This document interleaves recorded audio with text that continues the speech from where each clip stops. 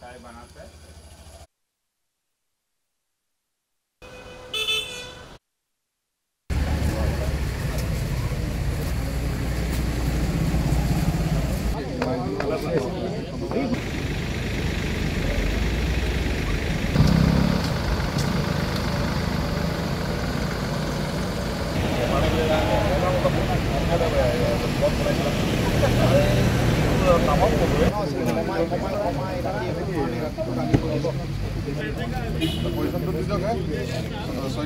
কালি দেৰগাঁৱত আমাৰ Assam forest protection ফ'ৰ্চৰ passing আউটৰ পিছত মই যোৰহাটত তাৰপিছত শিৱসাগৰ আৰু চৰাইদেউ ডিষ্ট্ৰিক্টত আমাৰ যিখিনি পুলিচ আৰু ইয়াৰ ডিপ্লয় হৈ থকা CAPF আৰু আৰ্মিৰ বিষয়া আৰু কৰ্মীসকলৰ লগত ডিছকাশ্যন কৰিছোঁ।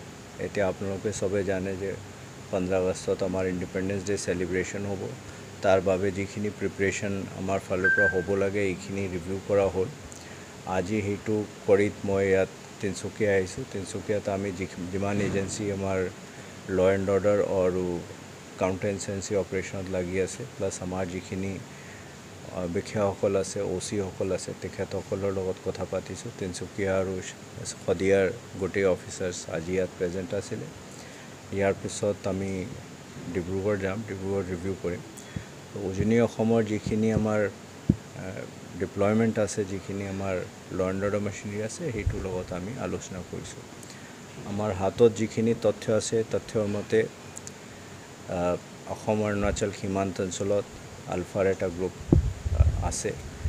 সেই গ্ৰুপক আমি কেনেকৈ নিউট্ৰেলাইজ কৰিব পাৰোঁ আৰু এই গ্ৰুপ যিটোকে অসমত সোমাই কোনো কুঠাঘাতমূলক কাৰ্যসূচী হাতত ল'ব নোৱাৰে, তাৰ বাবে চবক সষ্টম কৰি থোৱা হৈছে। আমাৰ আৰক্ষী, CAPF, আৰ্মি আৰু যিমান আমাৰ ইণ্টেলিজেঞ্চ এজেঞ্চি আছে, দে হেভ অল বিন ব্ৰিফড। আৰু আমাৰ ফালৰ পৰা চেষ্টা সেইটো হ'ব যে ইয়াত আমাৰ অসমত কোনো কুঠাঘাতমূলক ঘটনা ঘটিত হ'ব নোৱাৰে।